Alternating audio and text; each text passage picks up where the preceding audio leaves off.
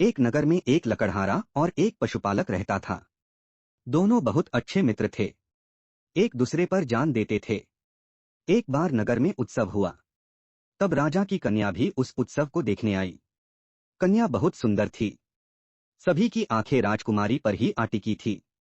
जब पशुपालक ने राजकुमारी के दर्शन किए, वो उनके प्रेम में दीवाना हो गया। उसे दिन रात हर जगह बस राजकुमारी की छवि ही दिखाई पड़ रही थी। उसका किसी भी काम में मन नहीं लग रहा था। उसकी इस हालत को देख उसके मित्र लकड़हारे को चिंता होने लगी। उसने अपने मित्र पशुपालक से इस दशा का कारण पूछा। तब पशुपालक ने बताया कि उसे राजकुमारी से प्रेम हो गया और वो उनके बिना जीवित नहीं रह सकता। उसकी बात सुनकर लकड़हारा उसे एक सुझाव देता है। कहता है कि सुना है राजकुमारी शिव भक्त हैं, क्यों ना तुम इस माह की शिवरात्रि पर राजकुमारी से शिव का रूप धर कर मिलने जाओ। यह सुझाव पशुपालक को पसंद आ जाता है। वो अपने पशुओं में से सबसे सुंदर नंदी का चुनाव करता है, उसका पूरा श्रृंगार करता है और स्वयं भी शिव की भांति रूप धरकर शिवरात्रि की मध्य रात्रि को राजकुमारी को संदेश भिजवाता है कि आज रात्रि में शिव भगवान उन्हें दर्शन देंगे, इसलिए अपने कक्ष की कुंडी खोलकर रखे। राजकुमारी यह बात मान लेती हैं और रात्रि में कक्ष की कुंडी खोलकर रखती हैं।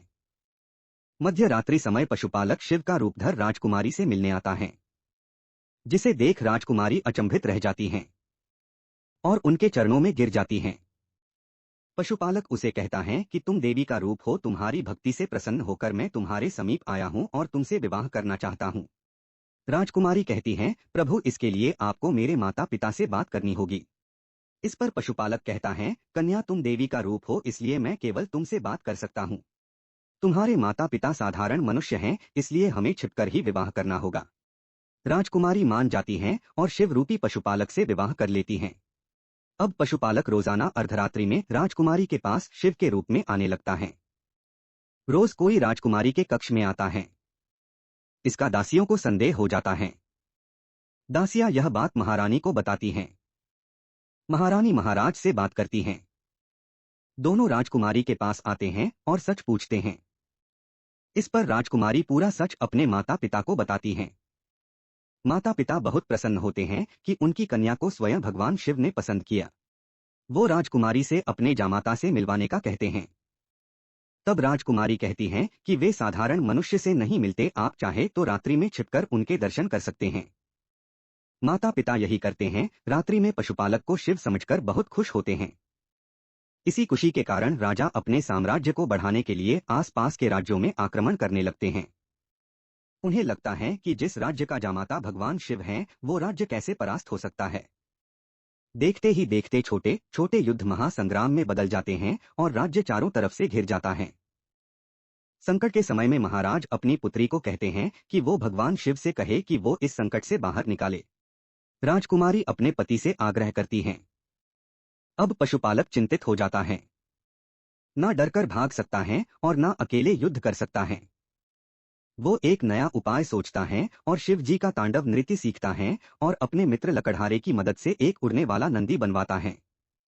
जैसे ही रात्रि का समय होता है, वो सीमा पर जाकर आकाश में नंदी पर बैठकर सबके सामने जाता है। उसे देख सब डर जाते हैं, फिर धरती पर उतरकर अपने क्रोध को तांडव के रूप में दिखाता है, जिससे सभी डर जाते हैं और वहां से भाग जाते हैं। इस प्रकार पशुपालक अपने राज्य को संकट से बचाता है, लेकिन उसे अपनी भूल का एहसास होता है, इसलिए वो राज्य सभा में जाकर अपनी गलती स्वीकार करता है। सभी दरबारी भौचके से रह जाते हैं।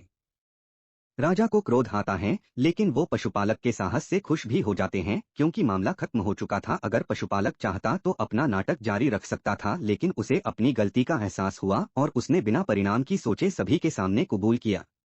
राजा को भी अपनी गलती का एहसास होता है कि उसने बिना सोचे समझे राज्यों पर हमला कर दिया।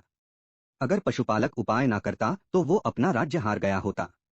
सब कुछ सोचने के बाद राजा पशुपालक को क्षमा करते हैं और अपनी कन्या का विवाह कर उसे राज्य में सम्मानीय पद प्रदान करते हैं। कहानी कैसी लगी कमेंट करके जरूर बताएं। अगर अच्छी लगी हो तो वीडियो को लाइक करिए और चैनल को सब्सक्राइब कर लीजिए, जिससे आपको और भी नई कहानियां सुनने को मिलती रहे। धन्यवाद। मिलते हैं अगली कहानी में, तब तक के लिए नमस्कार। पर्सन विथ फोल्डेड हैंड्स, स्वस्थ रहिए, मस्त रहिए।